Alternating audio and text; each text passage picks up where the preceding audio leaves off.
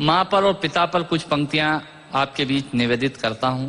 आप यहाँ जितने लोग बैठे हैं, मुझे नहीं मालूम कि किनकी माँ जीवित हैं और किन्होंने माँ को खो दिया, पर मेरा व्यक्तिगत मत यह है कि जिनकी माँ जीवित हैं, जिनके पिता जीवित हैं, वो दुनिया के सबसे संपन्न लोग हैं, वो दुनिया के सबसे अमीर लोग हैं, वो दुनिया के सबसे धनाढ्य लोग हैं। एक मिनट के लिए बचपन में लौटिएगा, याद कीजिएगा जब हम बहुत छोटे थे, माँ की गोद में थे, माँ का स्तनपान करते थे, तब माँ का एक स्तन मुंह में लेकर हमने उस माँ को दूसरे स्तन पर अपने छोटे छोटे पैरों से न जाने कितनी बार मारा, पर उस माँ ने हमें दूध पिलाना बंद नहीं किया। मित्रों, लात खाकर भोजन देने की शक्ति उस परमपिता परमेश्वर ने दुनिया में यदि किसी को दी है, वो सिर्फ माँ को दी है। माँ के अलावा ताकत किसी के पास नहीं है। मैं उस माँ की वंदना में कविता पढ़ता हूँ। याद कीजिएगा उन दिनों में जब हम चौके में रसोई में बैठकर खाना खाया करते थे और माँ खाना बनाती थी, उस वक्त थाली पर बैठकर हमने जब भी इधर उधर देखा, वो माँ समझ गई और उसने नमक का डब्बा हमारी तरफ सरका दिया। हमारे बिना बोले को समझने वाली वो माँ, जब हम उसे खो देते हैं, वो माँ हमें बहुत याद आती है। वो माँ जो हमारे परीक्षा देते जाते वक्त दही की कटोरी लेकर शगुन बनकर आकर खड़ी हो जाती थी, उसे हम खो देते हैं। वो माँ हमें बहुत याद आती है। रमेश सोज की 4 पंक्तियां माननीय नेताजी यहाँ बैठे हैं, मैं पढ़ता हूँ। मुझे अच्छी लगती है कि बहुत रोते हैं लेकिन दामन हमारा नम नहीं होता, इन आंखों के बरसने का कोई मौसम नहीं होता, मैं अपने दुश्मनों के बीच भी महफूज रहता हूँ, मेरी माँ की दुआओं का खजाना कम नहीं। स्वामीनाथ पांडे की 3 पंक्तियां सुनाता हूँ। स्वामीनाथ पांडे ने 3 पंक्तियों का उपन्यास लिखा। अमिताभ जी बैठे हैं, जया जी बैठी हैं।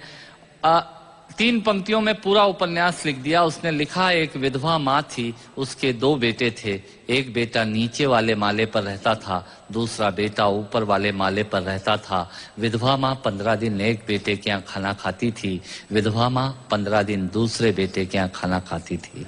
पर ये उस विधवा माँ का दुर्भाग्य था कि साल में जो महीने 31 दिनों के होते थे, उस एक दिन उस विधवा माँ को उपवास रखना पड़ता था।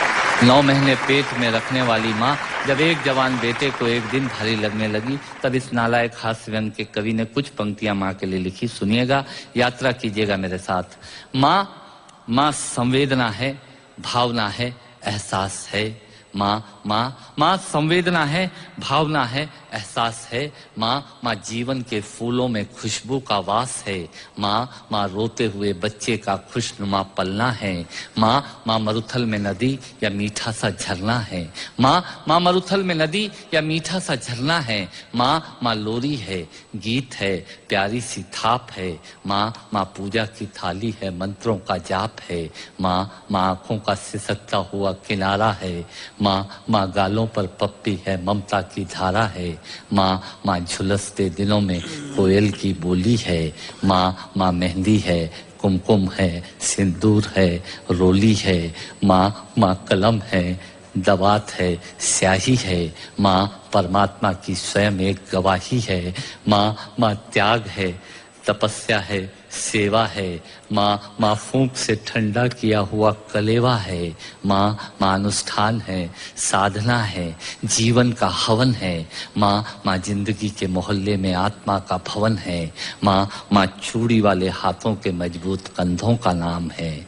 माँ काशी है, काबा है और चारों धाम है।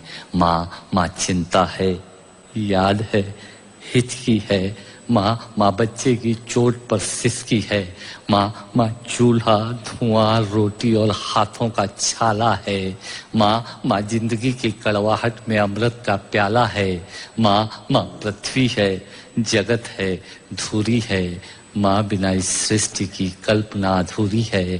तो माँ की ये कथा अनादि है, ये अध्याय नहीं है, और माँ का जीवन में कोई पर्याय नहीं, और माँ का जीवन में कोई पर्याय नहीं है। तो माँ का महत्व दुनिया में कम हो नहीं सकता, और माँ जैसा दुनिया में कुछ हो नहीं सकता। माँ जैसा दुनिया में कुछ हो नहीं सकता।